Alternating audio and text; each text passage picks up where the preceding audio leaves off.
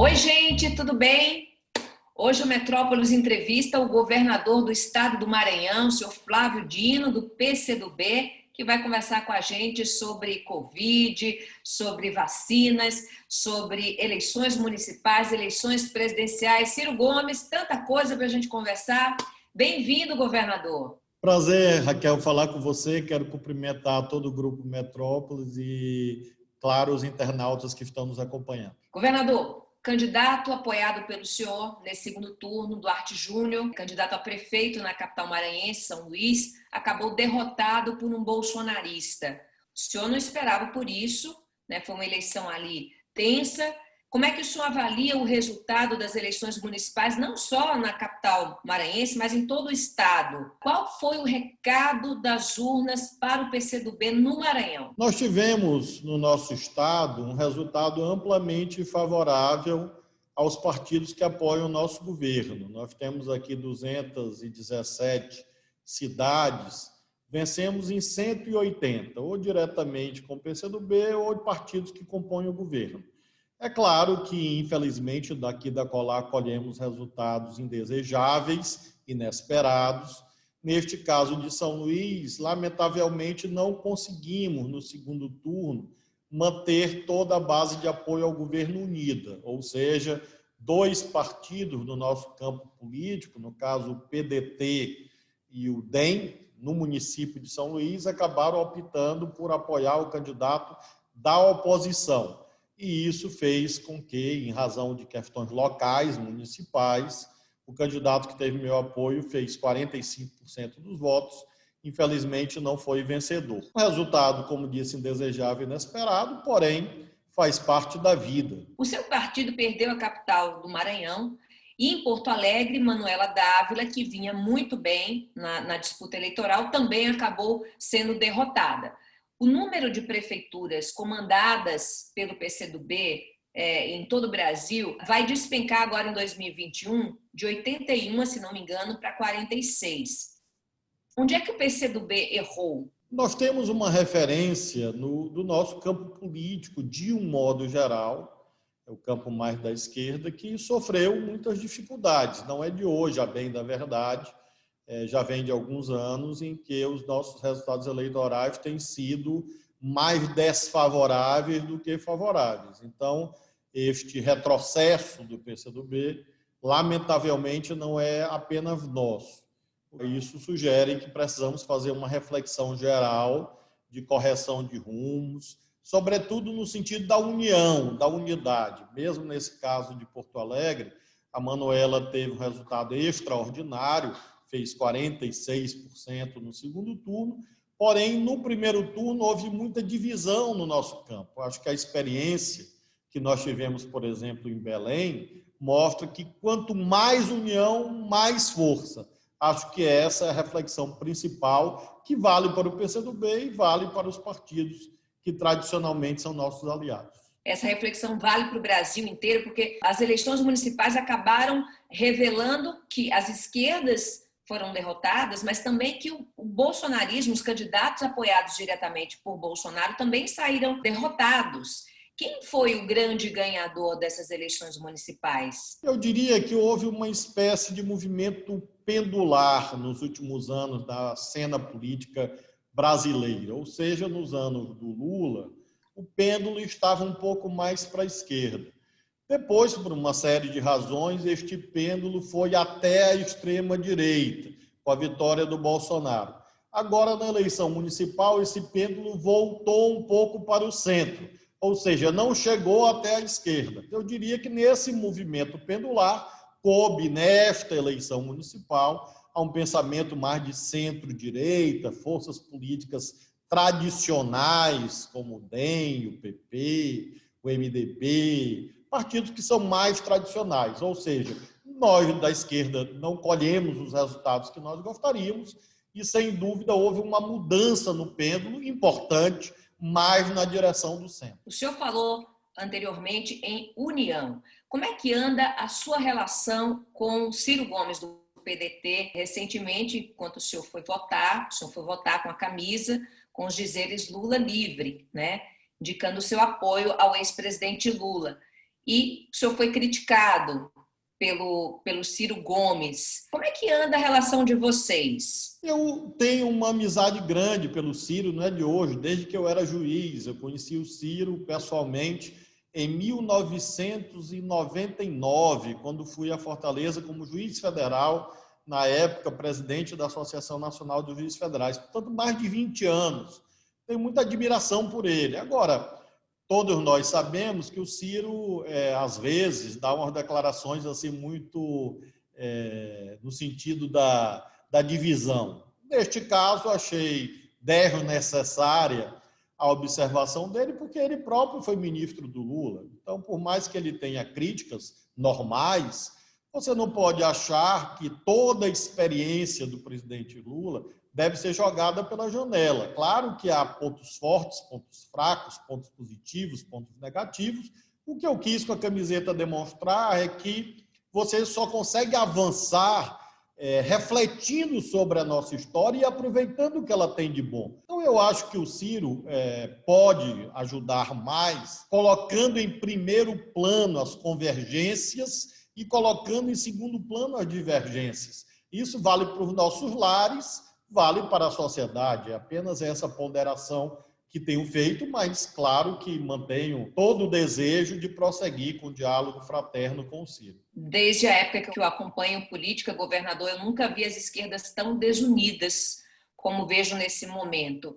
Depois de experimentar o poder, o senhor diria que as esquerdas desaprenderam a fazer oposição? São momentos bem diferentes, até porque não havia propriamente uma preparação para isto. Na verdade, houve uma interrupção abrupta, fruto do impeachment de 2016, que levou a história brasileira a um novo curso.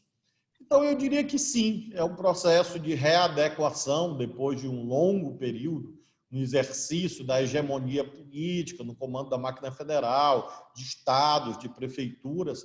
Mas eu acho, paradoxalmente, Raquel, que isso é bom, porque é educativo, é saudável. A alternância de poder permite que a sociedade amadureça, que as forças políticas amadureçam.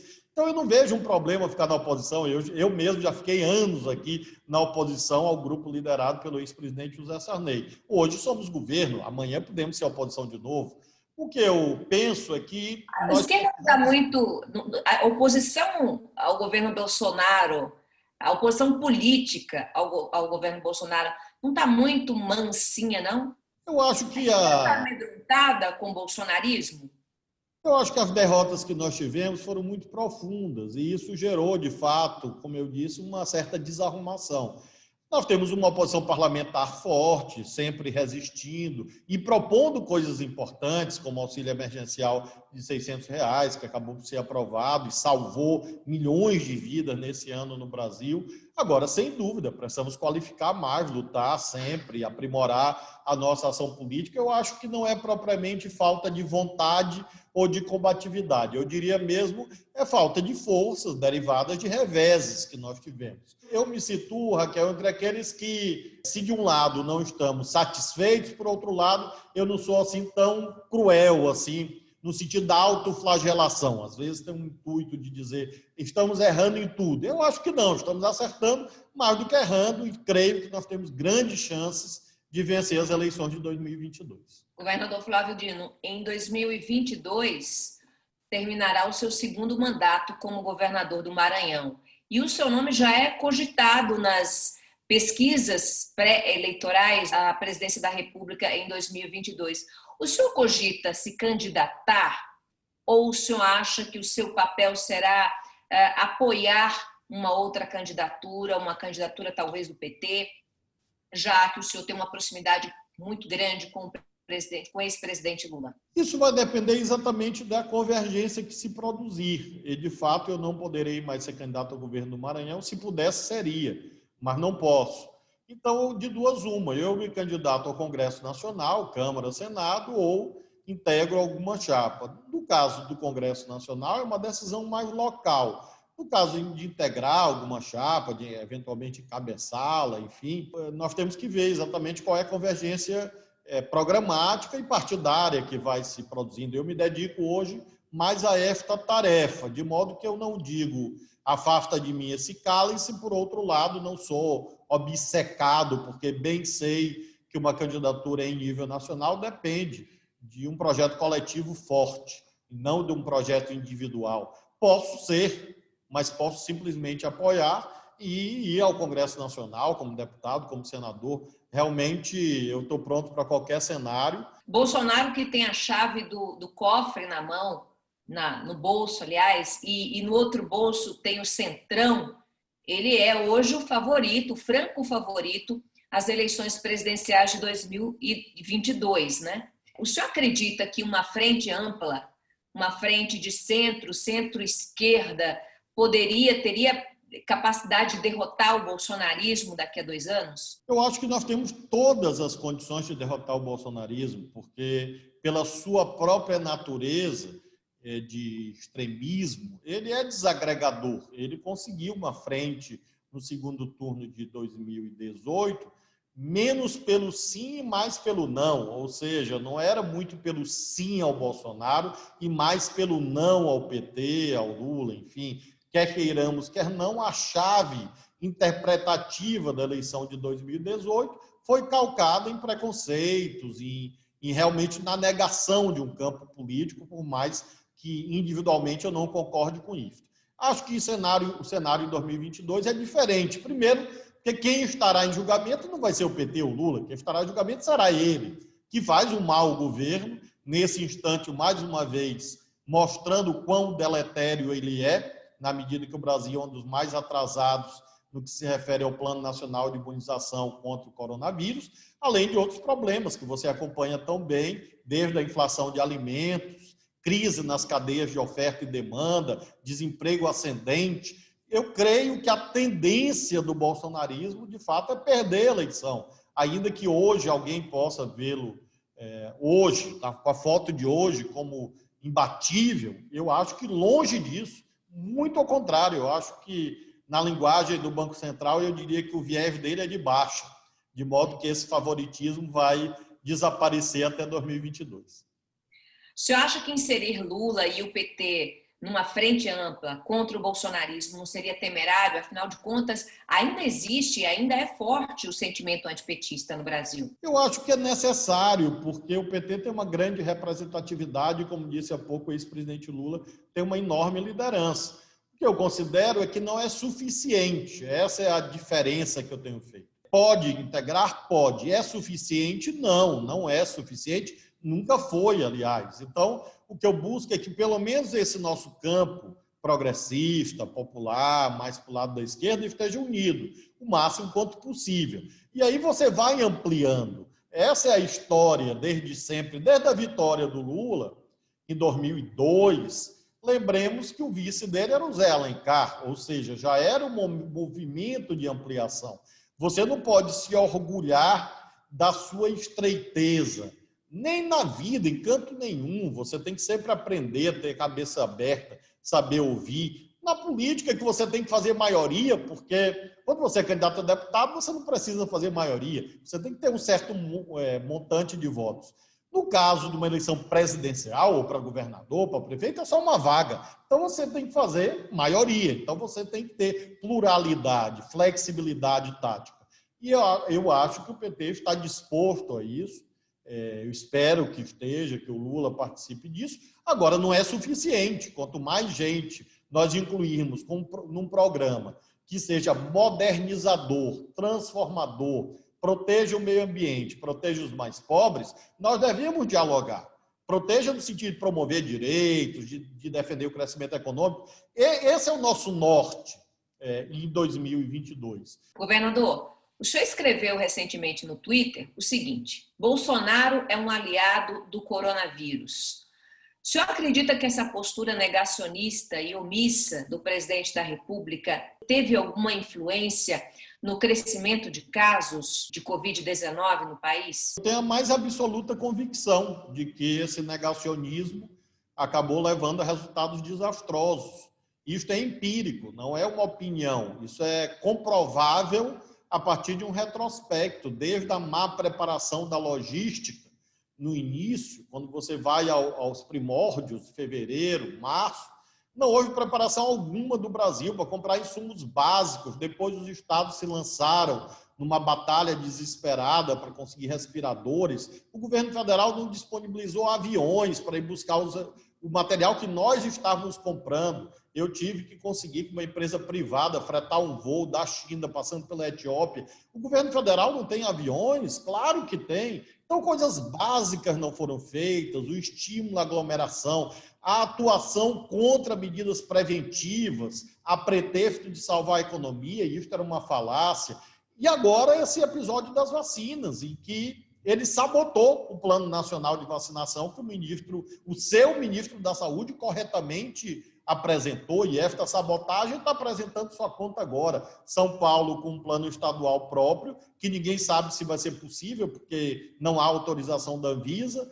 O plano nacional ainda dependendo de anúncios, sobretudo de um laboratório estrangeiro, a AstraZeneca, que é o laboratório que supostamente fará a vacina, chamada vacina de Oxford. Então, nós temos muitas indefinições, enquanto outros países já estão começando a sua vacinação emergencial. Então, qualquer observador isento da cena brasileira vai te responder 20 vezes do mesmo modo. Sim, Bolsonaro é o principal aliado do coronavírus e, sim, infelizmente, ele é o principal responsável pelos danos todos que foram criados. É evidente que não foi ele que criou o coronavírus, mas ele se omitiu e sabotou medidas imprescindíveis para que nós pudéssemos preservar a saúde da população. O senhor é operador do direito, o senhor foi juiz, o senhor conhece o direito profundamente.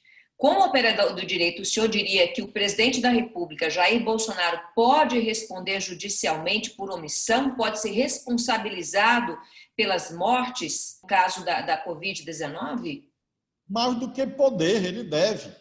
Há pedidos de impeachment por crime de responsabilidade constantes do artigo 85 da Constituição e da Lei 1079, que já deveriam estar em andamento. Há investigações, ações sendo processadas em vários lugares, e eu tenho certeza, Raquel, que isso vai se estender por alguns anos, na medida em que estas lesões a direitos forem se tornando mais tangíveis, com um certo distanciamento. Eu não tenho dúvida que, de um lado, o governo federal, ou seja, tecnicamente falando, a União será responsabilizada, sobretudo, e ele, pessoalmente, como disse, a meu ver, não é uma possibilidade, é uma necessidade, uma vez que sequer ele reconhece isso, e ele é como se fosse uma espécie de serial killer. Ele vai cometendo o mesmo crime. Repito, isto começou em fevereiro. É um reincidência específica, porque ele começou isso em fevereiro, quando ele disse que era uma histeria. A primeira palavra que ele usou. Estaria cometendo crime continuado?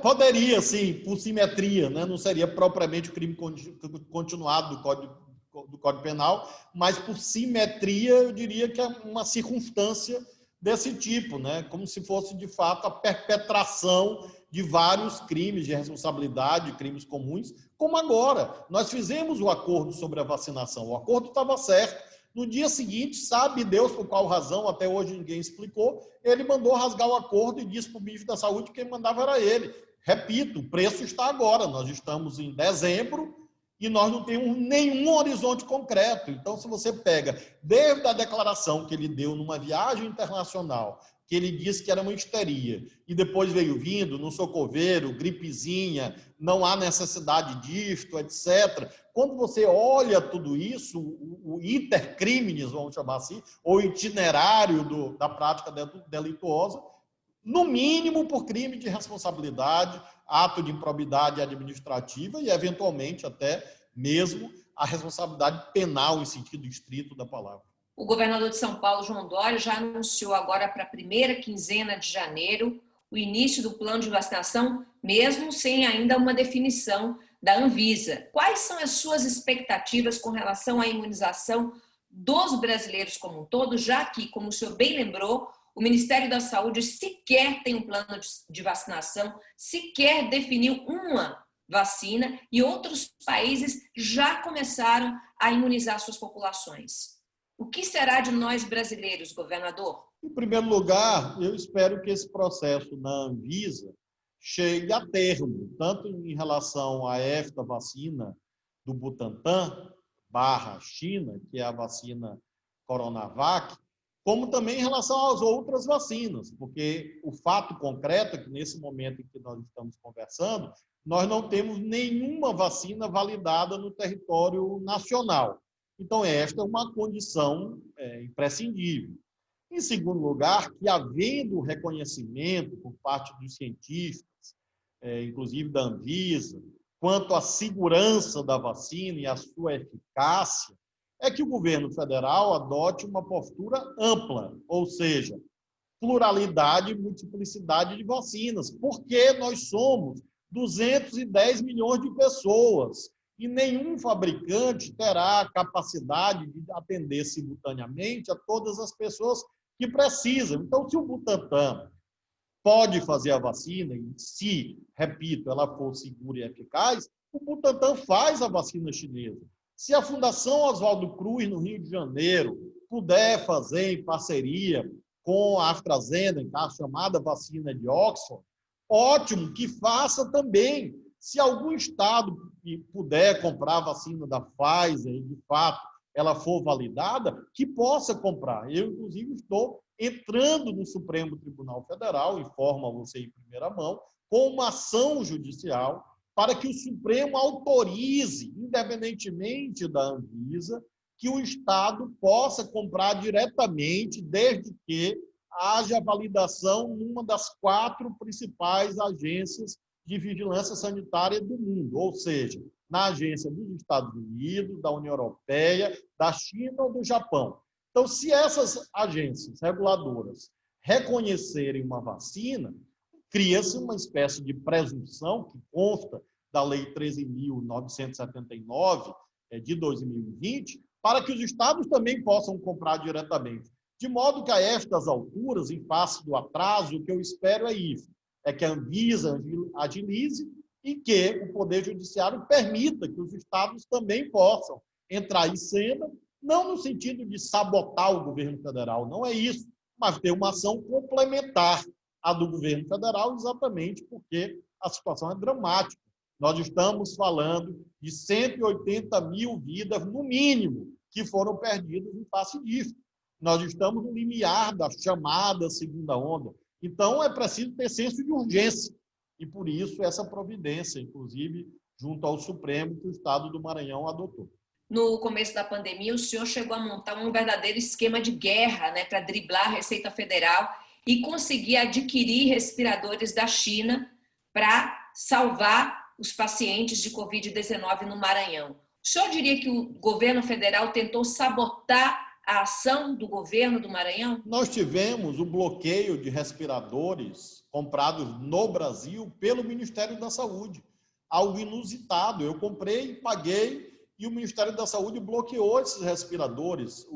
Foi preciso que eu ingressasse com uma demanda no Supremo Tribunal Federal e obtivesse finalmente uma liminar depois de praticamente um mês. Ora, no momento em que eu não tinha respiradores, no momento em que eu tive respiradores que eu comprei e paguei no estado de São Paulo, bloqueados pelo governo federal, eu não tinha mais onde buscar. E graças a Deus, se abriu uma janela em que empresários brasileiros, empresários maranhenses se cotizaram e nós conseguimos comprar esses respiradores na China, com contatos que eu tinha, que nós tínhamos, e uma outra empresa brasileira fretou um avião e nós conseguimos trazer pela Etiópia, para evitar bloqueios internacionais, China, Etiópia, São Paulo, Maranhão, e foi assim que nós evitamos uma tragédia.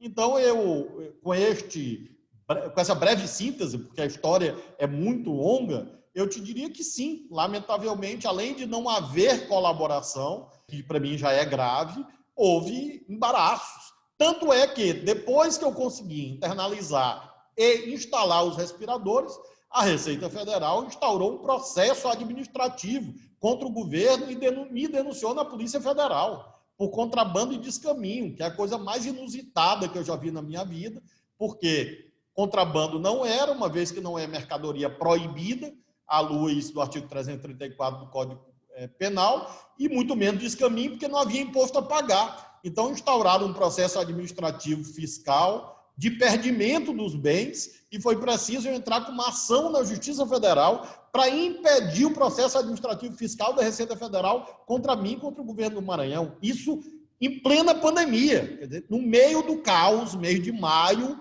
quando eu estava aqui no ápice, com 100% de leito de UTI, eu ainda tive que enfrentar esse tipo de coisa. Realmente, daqui a alguns anos, Raquel, eu acho que esse conjunto de absurdos vai ficar ainda mais evidente e creio que a repulsa a isto será ainda maior do que tem sido. Para garantir a imunização ao povo maranhense, o senhor faria tudo isso novamente? O senhor peitaria o presidente da República e as agências que ele comanda? Se em última análise foi esse o caminho, nós faremos, desde que haja segurança. Eu fiz isso com os respiradores porque a autoridade sanitária da China me disse que esses respiradores funcionavam, havia um certificado válido internacionalmente, segundo a Lei 13.979, lei brasileira, e por isso nós fizemos a importação e, de fato, os respiradores foram e têm sido fundamentais.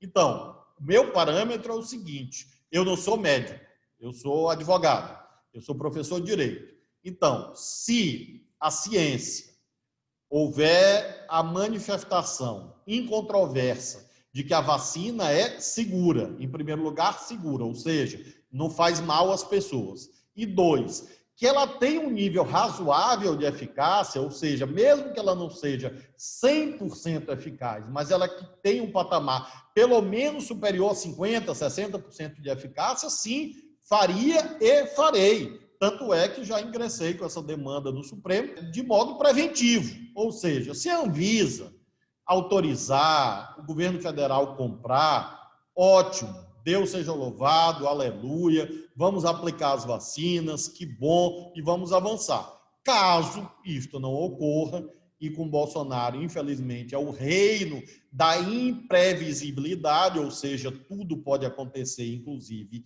nada, eu já estou buscando esse provimento jurisdicional para proteger a população do nosso estado. Governador, graças ao auxílio emergencial que foi votado e aprovado pelo Congresso Nacional, a popularidade do presidente Jair Bolsonaro cresceu no Nordeste, o Nordeste que rejeitava em massa o bolsonarismo. Isso apesar dos mais de 170 mil mortos, isso apesar da inexistência de um plano de contenção da doença, isso apesar da inexistência até agora de um plano de vacinação. O senhor acha que essa aprovação do governo Bolsonaro ela é momentânea ou Bolsonaro tem vendido bem a imagem de um bom gestor no Nordeste? Eu acho que é algo transitório, porque o auxílio emergencial de R$600 nada teve a ver com ele. Pelo contrário, a proposta do governo federal foi de R$200, como nós todos bem sabemos. Quando o dinheiro ingressa na economia, ele acabou auferindo os bônus daí derivados. Porém, é algo de fôlego curto, porque quando nós olhamos o conjunto da obra, o governo federal não tem rigorosamente nada a mostrar em área alguma. Como ele desistiu do auxílio emergencial e como, infelizmente, a condução macroeconômica está muito desastrada, acredito que esse momento vai passar e nós teremos um ajuste de imagem que as múltiplas precariedades e equívocos, crimes, eu diria, do governo estarão mais evidentes. Como é que o Maranhão está hoje enfrentando a pandemia? Há possibilidade de um lockdown, de medidas mais extremas para conter o avanço da doença no estado? Possibilidade sempre há, porque eu tenho muita responsabilidade, muita seriedade no trato das missões de governo. Hoje nós não temos este cenário ainda, uma vez que houve um tênue crescimento, porém nós ainda temos uma ocupação hospitalar absolutamente sob controle, ou seja, nós não temos um horizonte de curto, médio prazo de colapso da rede de saúde. Então nós vamos manter a situação tal como vigente, pelo menos até a posse dos novos gestores municipais, porque eles são interlocutores fundamentais para a modulação de eventuais medidas. Então, até o mês de janeiro, nada muda. E até lá, eu espero que nós já tenhamos um horizonte mais claro por parte do governo federal acerca da questão da imunização, que é um vetor decisivo para a tomada de decisões. Com vacinas, o risco sanitário cai enormemente, embora a vacina não seja a solução única, mas é claro que é um vetor importante. Então, até o mês de janeiro eu vou acompanhar. Governador Flávio Dino, muito obrigada pela entrevista. É um grande prazer, Raquel. Eu agradeço a você e quero agradecer também aos internautas que nos acompanharam. Que todos tenhamos força, fé e esperança. E o Metrópolis Entrevista fica por aqui. Para rever este conteúdo, ver outras entrevistas, assine nosso canal, curta, descurta, comente, compartilhe. Mas fica com a gente. Até a próxima oportunidade. Tchau!